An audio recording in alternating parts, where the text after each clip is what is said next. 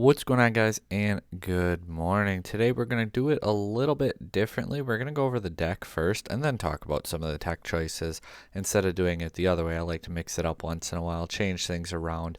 And as you can see, we're going over Mushu today because I've done a lot of Amethyst stuff and I have a lot of Amethyst type decks to go. So I wanted to change it up a little. We're going to go back to back on a steel. So Ruby Steel, Mushu, Challenge Control, however you want to call it. We have 12 uninkable cards, the deck coming in at about $248. We are taking advantage of a handful of the new cards. So in testing, I've been playing an insane amount of discard, specifically Emerald Steel discard, and the deck's actually been performing really well against it. So I do like it into that style of a meta. I have seen people say like, well, what do you do against decks that don't exert and don't let you just challenge them out? You can still quest to win. You don't have to challenge them. If they're just going to sit there, you can quest to win. I'm not sure how that's such a crazy concept for people to understand. They're like, well, if they don't turn sideways, what do you do? Because you have to challenge them. No, you can quest. You're 100% allowed to quest. But I guess I just don't quite understand it. That's not the plan A, but that is definitely a viable plan. So in our one drop spot, we do run 8 of them. We run 4 Mulans and 4 Robin Hoods. Robin Hood obviously having that ability to challenge and get the 2 lore when he takes out one of your characters. Mulan not only helping to cycle through your deck and fix your hand a little bit, but she does offer multiple different shift lines for you if you opt to play them. Our 2 drop spot starts to get a little bit crowded. We got Flynn Riders and Mr. Smeeze to be aggressive, if you will. There's a lot of high strength characters in this deck, like 3 to 4 or more. So Flynn Rider putting that pressure on your opponent, you slap him down on 2, be the aggressor, make them answer it, while at the same time you're using your other characters to take care of their board. So it can be a nice little pivot strategy there. Otherwise he is inkable, so you can always ink him in other matchups. But especially like that green steel matchup, they don't have much for characters with high strength. Their highest is probably going to be like a 4, and that's if they're at the Hidden Cove. Again, Mr. Smee being another card that can allow you to be aggressive and push that envelope. Queen of Hearts, our first new card in the deck, and when she is damaged, she gets 3 extra strength. So she comes in as a 1/4, and a lot of the time you can get really good value off of her because of having that 3 extra strength when you get damage on her. So say she takes 1 damage. She still has 3 willpower left, but now she's essentially a 4/3 body, and as a 2-drop, that is a very strong stat line. Lastly, we have Calhoun, which, like the Big Robin Hood, gets the extra lore already and has resist when she's challenging your opponent's characters. I guess I worded that poorly. Her resist is all the time, but she gets the lore when challenging and taking out another character. Our second new character, Li Shang. He was a late addition to the deck, but it's just a nice clean answer to like a Prince John or characters when your opponent's trying not to ready them. And like Queen of Hearts, while it has damage, he gets 2 extra strength. So he gets a couple extra strength. And one more thing with Li Shang and your Queen of Hearts, you might say, well, once they get that damage, they get the extra strength, but they're about to die anyway. But if you get a Mushu down on board now they get resist 2 while they're challenging. So that means they survive your challenge, which to take them out, now your opponent's going to have to challenge into them on their turn. So you just get really good trade-off value in these types of cards, especially once Mushu comes into play. Pete Games Referee. 3 of for now, possibly go to 4 depending how the format goes. Overall, I think he's just a really strong generic card. There's your discard decks obviously play actions, but you don't want to be just slapping Pete down every single turn in this style of a deck. Your Steel Song decks, obviously, Pete is really good against, and your Be Prepared style decks, Pete is really good against. So if you want to play 4 Pete, I 100% understand it and would not say it's a bad call. 4-drop, we have just the Super Goof, who once again gets 2 lore when you challenge your opponent's character. This one does not have to banish it, though. He just challenges into it. So Mushu really allowing these characters to all of a sudden start getting you 4 lore as you're taking out their characters. Maui with 6 strength and rush. Obviously, the theme of the deck here is taking things out, but very importantly, he can come down and take out a Hidden Cove cleanly with 1 swing, so do keep that in mind. Then obviously your Mushu, he's kind of one of the focal points of the deck, as is your Queen of Hearts shift line, which the little queen also helps with.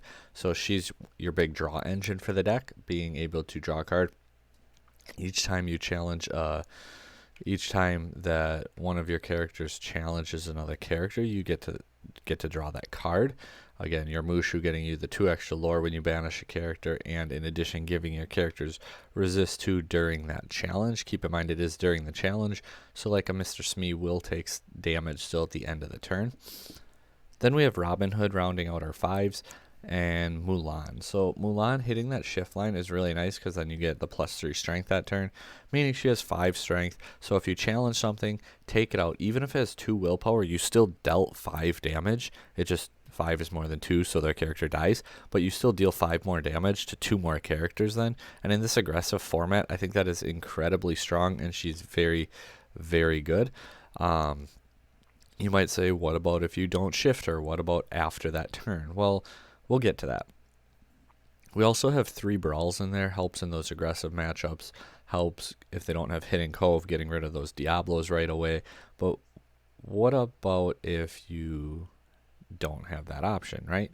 So Whole New World, it's another one of our draw engines. It's, you know, draw a whole new hand. That helps against discard incredibly because they get your hand down low. All of a sudden you top deck this, and now you have 7 cards again, and their whole strategy kind of falls apart. Grab Your Swords being a clean sweep against them. Again, if they don't have that Hidden Cove, or you have Maui to take out the Hidden Cove, then Grab Your Swords being able to take out Diablos, Prince Johns, all kinds of their big threats, turn off the double draw from the Tragic Hero Beast. Does so much to them all in one move. And lastly, another key card here is Imperial Bow. So for those who don't know, you exert it, pay 1 ink, choose 1 hero character, gains Challenger +2 and Evasive. So not only does it gain the Challenger, it gains the Evasive. So essentially any character with 1 strength now gets +2 and Evasive, meaning if Diablo is at Hidden Cove, they can still take it out. That Diablo is now gone. In addition to that, you can do something like your Mulan, who's a hero, you can give her +2, so now she has 4, do 4 damage to something, and then her splash damage doing 4 to other characters. And like I said, instead of Fishhook, it is this one because it costs less to play it, it costs less to use it. And when we look at it, who benefits from it? Where are our hero characters? We have Mulan, Robin Hood, Maui, Goofy, Li Shang, Calhoun, your Flynn Rider, your Robin Hood, and your Mulan. So essentially your Queen of Hearts, your Pete, your Smee, and your Mushu are the only cards that do not get that extra benefit from your Imperial Bow. Overall, I think it's incredibly strong. It's a great card for this format, and it does so much into multiple matchups. If you're looking for other tech options, things to try, things to go over, stuff to do, your format is slightly different, feel free to let me know down below, and I'll try to answer within a timely manner of what I would choose to do. Some other 2-drops you might consider, your challenge deck. So Lumiere giving +1 strength to all your characters could sound very appealing. I've tried it. I'm not a huge fan. I feel like it misses the way the deck wants to curve out. But if you do and you like it, there's nothing wrong with that, especially with the Flynn Rider being able to get you that lore for having the highest strength character. The other Queen of Hearts that we were playing initially because of the rush factor, however, being able to have 4 willpower and turn into a 4 strength character just was getting me better trade value. As far as draw power goes, Doc is a very popular steal option. Personally, I'm biased against the card, and I've talked about that a number of times. It just seems like you see it too early. You see it when it's not going to be great, when you already have a hand. It just seems like almost half the time or more it pops up when it's not ideal, and I'd rather have other cards.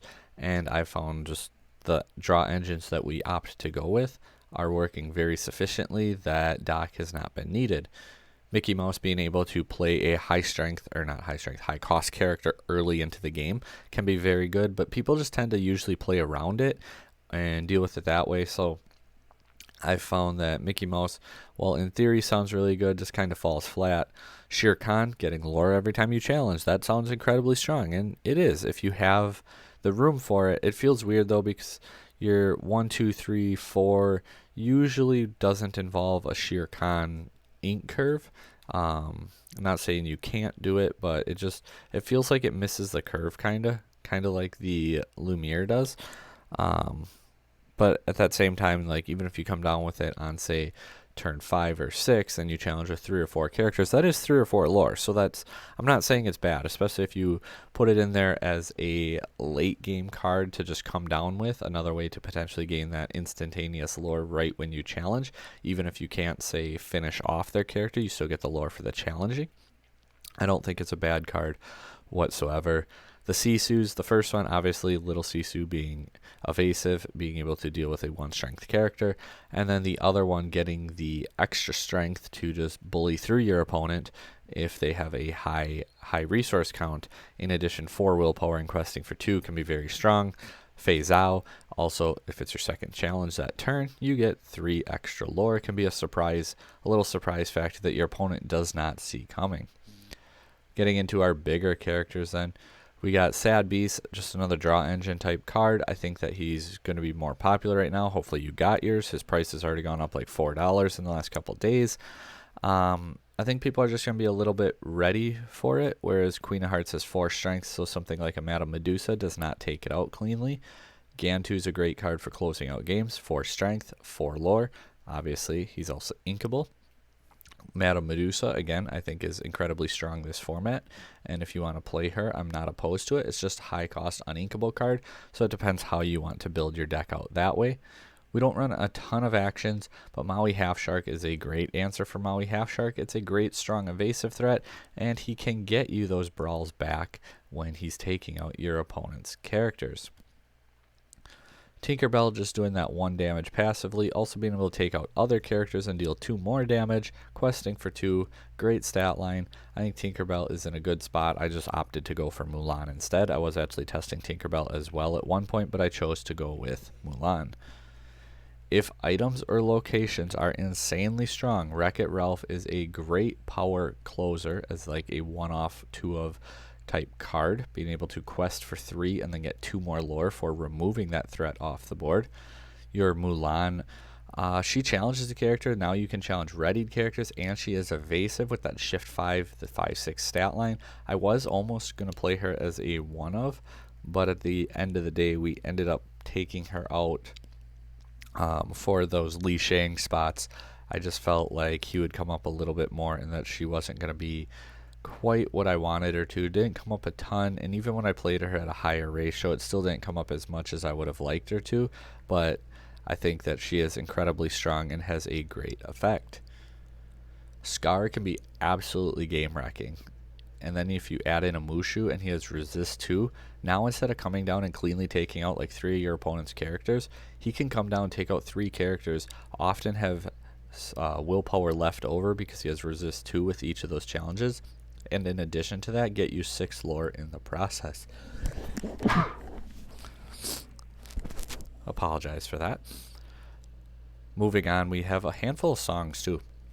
I'm still here getting resist 2 for your characters and then drawing a card. It's a little small draw engine while also protecting your Smee while he's questing, or just protecting your other characters while they're challenging. So now all of a sudden you can take a Calhoun, go into a Madame Mim Fox because she'd have resist 3, and she only takes 1 damage. She kills the fox and she survives it. So just something like that makes I'm Still Here a very appealing song if you're looking for something along that regard. Your Strength, your Zeus, your Storms, just good cards to deal with your opponent's boards, but we're kind of focused around challenging, so I went away from these style of cards outside of Grab Your Swords. Storm obviously being able to net you a draw in the process as well. Pirate's Life can be nice to help you catch up or to close out a game. Sometimes versus those aggressive decks, you fall behind 14-0, and having this all of a sudden swing it to 12-2, it's crazy how big of a difference 14-0 is to 12-2 once you take control of the board state as well. It really is a huge difference. So Pirate's Life is a card to absolutely consider. Handful of items too if you want to look into. I didn't want to overload on items, but some that you might consider being Last Cannon, banish it to get Challenger +3, your Vitalisphere, banish it to get Rush and +2, Medallion Weights as a little plus pseudo draw engine, Steel Coil as a little draw engine, and then Maui's Fishhook. But again, I think that Imperial Bow does what Maui's Fishhook does, but just better.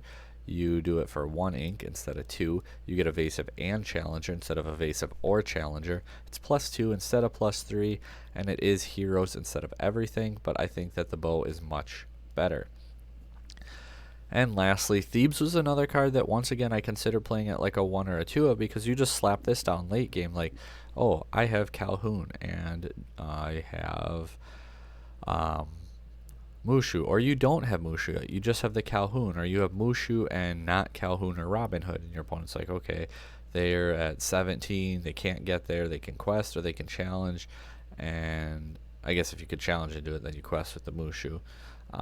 But like whichever way, you have just a Calhoun, right? Like you can't quite close out the game. You're at 16, you're at whatever it is, you're at 15 or you're at 14 even with Calhoun and Mushu, and then you slap down a Thebes. Calhoun takes something out, you get 2 for the Calhoun, 2 for the Mushu, 2 for the Thebes. It's just a great way to all of a sudden come out of nowhere and get a crazy amount of lore.